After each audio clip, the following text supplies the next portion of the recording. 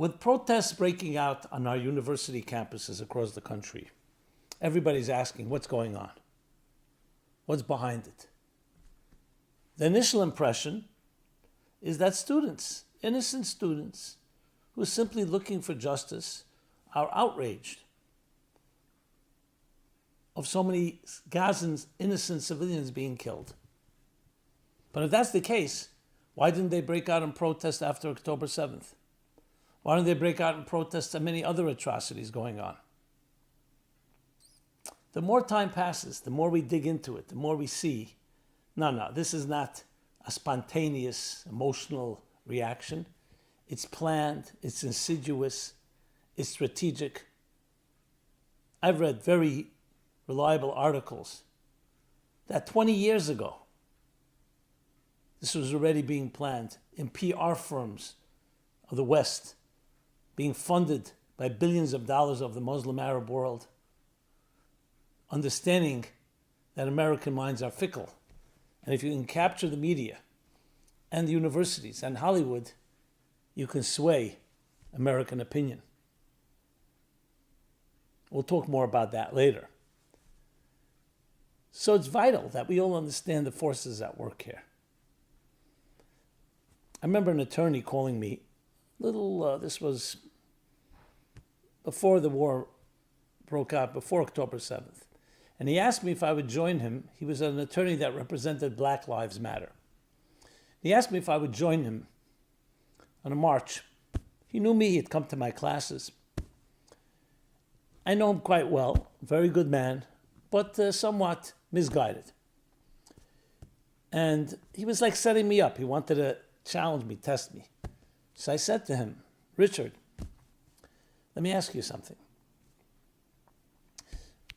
In the Tree of Life massacre of the Jews a few years ago in Pittsburgh, I didn't see you flying to Pittsburgh, or for that matter in New York, joining a protest. This is your own people, the Jewish people. I'm not minimizing discrimination against any people. But why are you so selective in who you march with? If I saw that you were marching with every cause of anyone being hurt, innocent people, that's one thing. But it seems very selective. His response to me, with respect, he said to me, you sound like a racist. I sound like a racist. Anyway, I didn't argue with him. I like him. I'm friends with him. I was thinking, is it because he's being paid? This is it's a job. Has he convinced himself? I told him, if you march, and all of them, I'll march with you. But I'm not going to be selective, because that sounds biased and sounds inappropriate, actually, because there may be other agendas going on. When you hear someone outraged at a particular atrocity, but not at another one, you have to immediately ask yourself why. What's going on? Even if you have critique against Israel, and I'm sure there are things to criticize, but Israel's completely wrong about everything? Is there any compassion? You don't hear that. So then you start digging deeper and you realize there's something else going on here. I don't even think it's just blatant anti-Semitism. I think there are people that have that. I think it's ignorance with agendas that are, we don't even know. It could be financial agendas. It could be people who are looking to create Marxist and leftist agendas, cancel culture, as we know, the woke movement. Who knows? Is it just anarchy against America that is hated by certain individuals? So I think it's time to become wise and wake up. I personally believe totally that America is pro-Israel and pro-Jews and is very disturbed by many of these activities that are hidden behind masks, wantonly attacking Jews, attacking Israel. But the silent majority of the United States is still asleep. Like the Japanese said when they attacked Pearl Harbor, have we woken up, sleeping tiger? It took Pearl Harbor to wake up America. I just hope we don't need more to wake up America. So it's important to look ahead and to understand the forces at work here.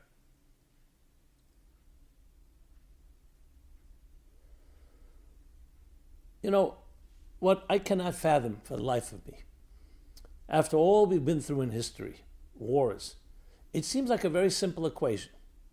Somebody wants a ceasefire. They want civilians to stop being killed.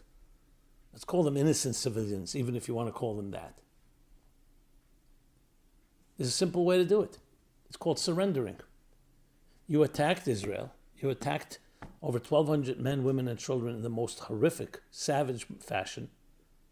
And it's all based on a declaration of war that precedes October 7th in the constitution of Hamas, the calling of the destruction of Israel, destruction of the Jewish people.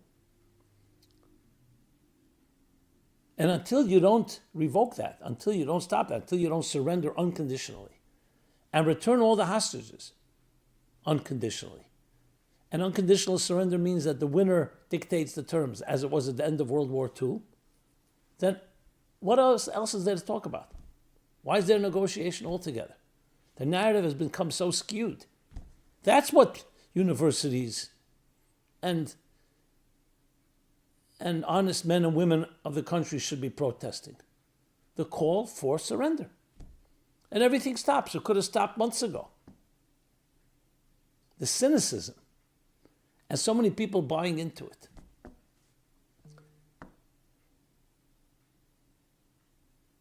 The equivalent of Hitler and the Nazis saying that the Jews in the concentration camps are their oppressors.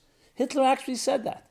In 1945, at the end of the war, 1944, he was saying, I never wanted to go to war. It was the Jews that initiated and generated this war. They pulled us into this war. That's why they need to be annihilated. Where exactly did that happen? But that's the story. That's his narrative. The similarities are uncanny. So I don't think I want to go make a case for this. I think any sensible, intelligent person, and you don't need to be a rocket scientist, looks through this, sees the clarity. And those that don't, I don't think an argument is going to make a difference. But we need to dig deeper. We need to understand that the goal here, especially with an election looming, is to win over as many minds, innocent minds, and the media and Hollywood and all those that are naive and don't even know what we're talking about, to try to win over and then turn the country against Israel, against the Jewish people.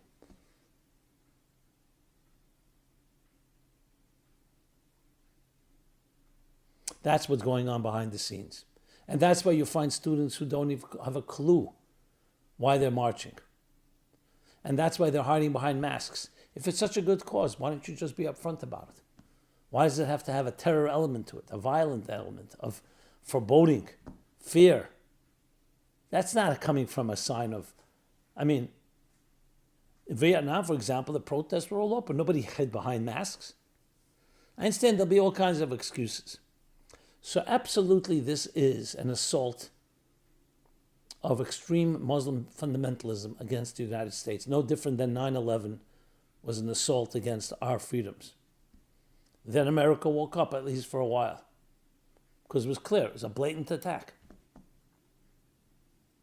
Of course, they wanted to change the narrative that the Jews were behind that as well. And it's vital, not just for the clarity purposes, for our children, for generations, to understand what is the true story. So the true story is, I always refer to Qutb, Qutb, Sayyid Qutb, one of the fathers of modern Muslim fundamentalism, who was executed by Nasser, President Gamal Abdel Nasser of Egypt in 1968, because he threatened his regime, his more Ba'athist, you can say, pan-Arab, more secular Muslim, Arab Brotherhood. A man who was a scholar, wrote, I believe, an 80-volume commentary on the Quran, and made it very clear that God chose Islam after the Jews had failed and the Christians had failed to transform this world into a divine place. So it's a war of the Muslim truth of God against the infidels, what he calls the I think the Judeo Crusades. What are the Jewish and the Crusades? The Crusades attacked the Jews, trying to join the Christians and the Jews together, being the decadent, infidel, anti-God forces that need to be eliminated. Now, is it true that the Western world has decadence? Yes, it's true. But so does the Muslim world. How do you like that? And he called even for violent jihad to drive this cause. This was what shaped the mind of Osama bin Laden and many young, intelligent, educated young men and women till this day. So it's a religious war. It's not a war just over a piece of land. And Islam has to control, especially a holy land and promised land like Israel. And 1 inch cannot belong to anyone but them. And the Jews stand in the way. That's why they accept no peace proposals. That's why they're not really willing to negotiate. And even if, yes, it's only a front to gain something and then demand more, they will never be at peace. And they'll blame Israel, that you are enslaving us. You know something? In this world, the Jewish people lived in Europe for many years. They lived in Muslim countries for many years. Then they were exterminated. And they were expelled. And what did? They left and they built homes and communities elsewhere, including in Israel. But you don't find the Arab Muslim world joining together and saying, you're not Palestinians, you come from Jordan, you come from Egypt.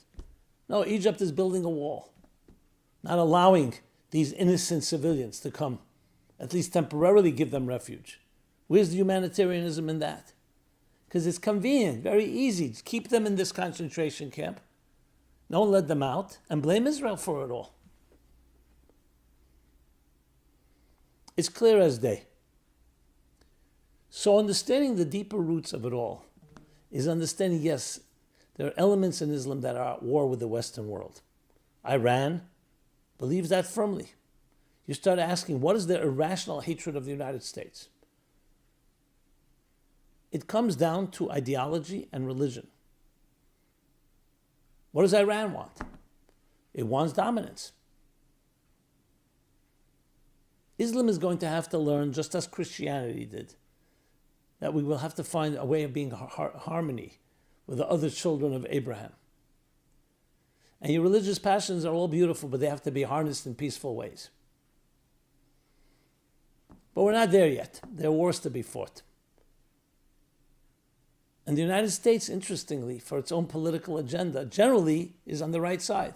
But when it comes to politics, and who knows what forces are at work, where Biden is clearly not making most of the calls, what forces behind the scenes are at work with its own agenda.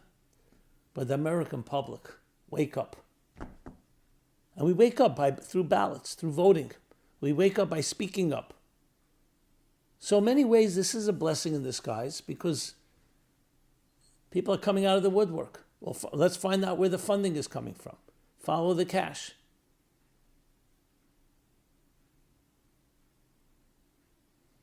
Let it be investigated. Let there be Senate, Congress committees. Should there be funding to these universities? I've already suggested that good business people should start their own universities. This is the time. The brand of the Ivy League universities has been tarnished. Now's the time. Open up a university. Hire away the best professors. Encourage the best students to join. You can create a new Harvard and surpass the corrupt one. And let boards deal with that. Let them make those decisions and presidents. Put it all up front. The United States, you have the right to protest. Yes, we also have a right to compete. And let the best man win. This is capitalism after all. The customer is always right. But it's only when you understand beyond the external narrative that's trying to be pushed.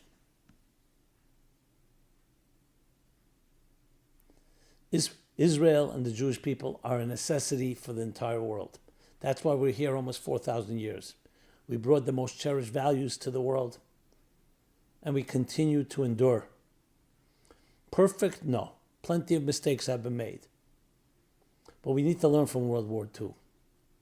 Appeasement is not the way. Compromise is not the way. Unfortunately, civilians are being used.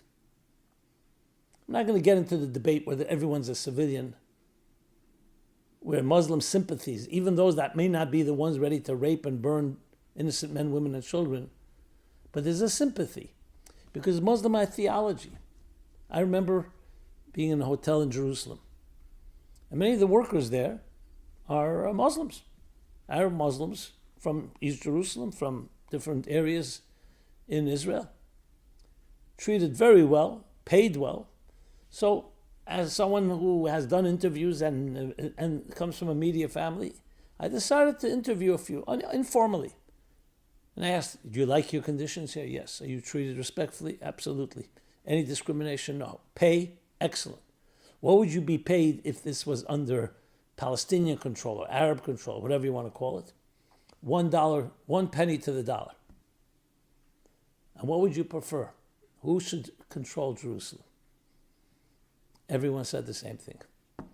Arabs should control it. Belongs to us. But your pay would be so low, your conditions, you wouldn't be able to pay your bills. Your families are now rewarded. They said, yes, but not everything is money. And I was thinking to myself, I'm not saying that they're all terrorists and that they all attack innocent people. But the sympathy, it's an ideology. In a way, you can envy it because they hold on to it. As distorted as it may be, there's a certain passion about it, a certain unwavering, uncompromising passion. And as I've said many times, demonic passion, well, let's put it this way, mediocre sobriety is no match for demonic passion, even if it's demonic, because it's just the intensity of it. Where's our passion? Our passion. Pearl Harbor woke up the sleeping tiger. Our passion has to be for the values and demonstrated and strongly. Universities, God Almighty.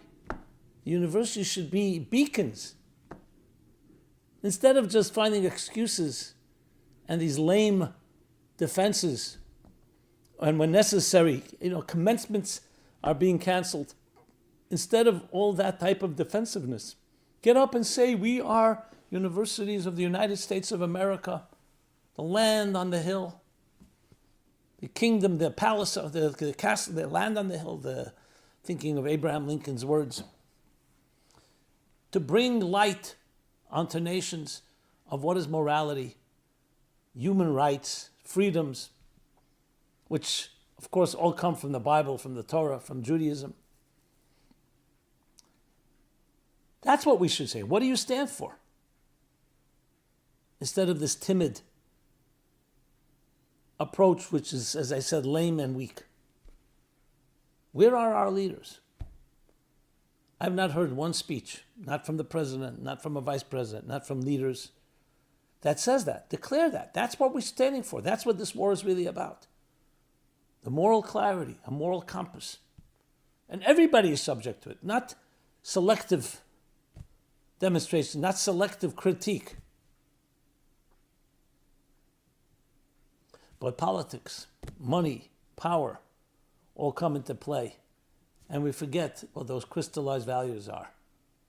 I don't want this to get worse, but in some ways, I hope it does. Let me correct, I don't mean I hope, but I mean to say that it should finally wake up the sleeping tiger of our democracy, of our freedoms, because that's what's under attack.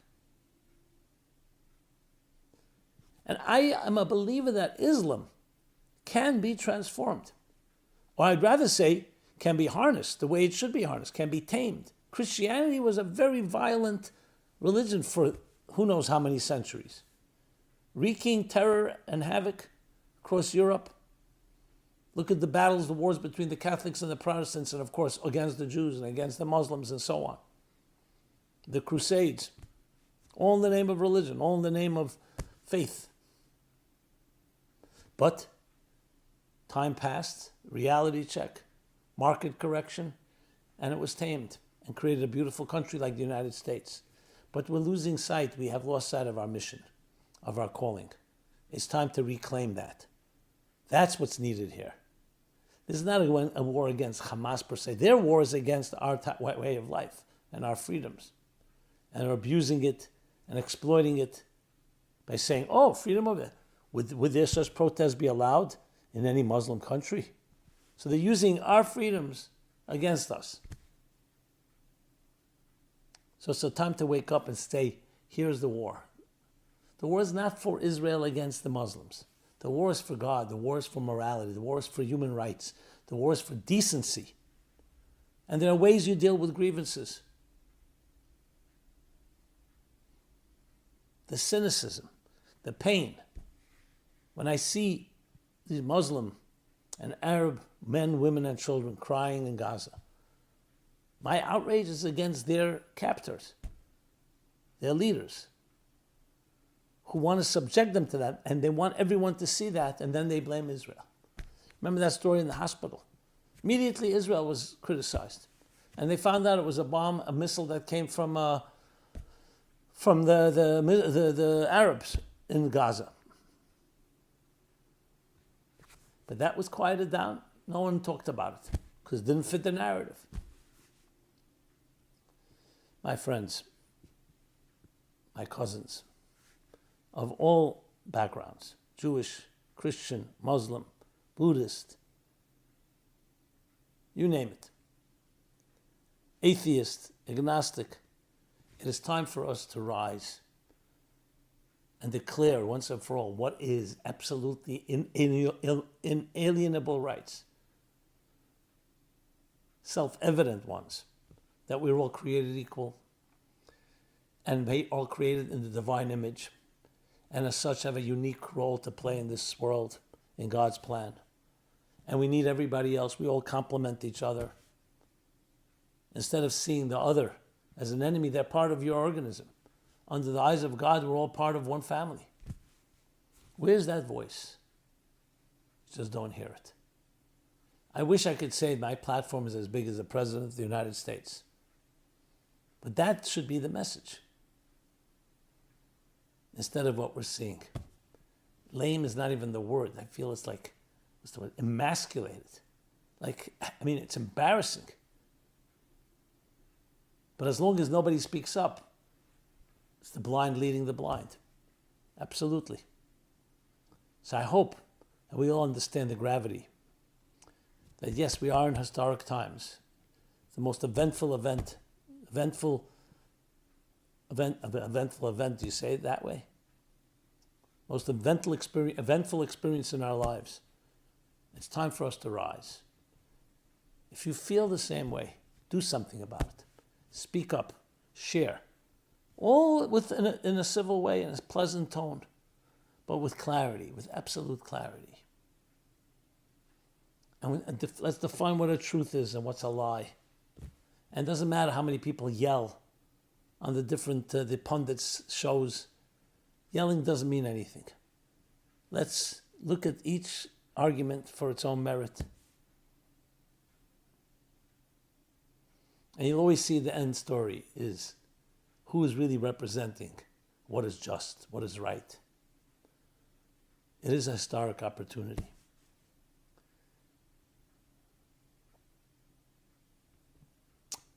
This has been Simon Jacobson, Meaningful Life Center. We're dedicated, Meaningful Life Center, not just to bring meaning and offering life skills, but to bring clarity, to create a conversation, to generate civil debate, decent behavior. It could be different opinions, but talk facts, not innuendos, not false narratives.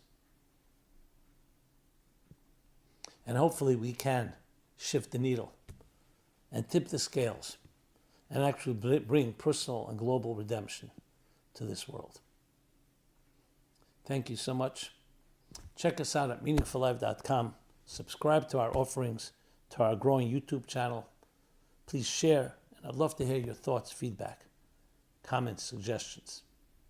Be blessed and be well. May God bless America. May God bless the world.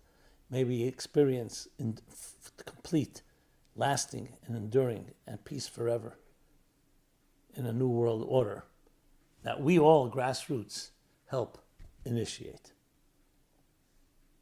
Thank you. This program is brought to you by the Meaningful Life Center. Please help us continue our programs. Make even a small contribution at meaningfullife.com/donate.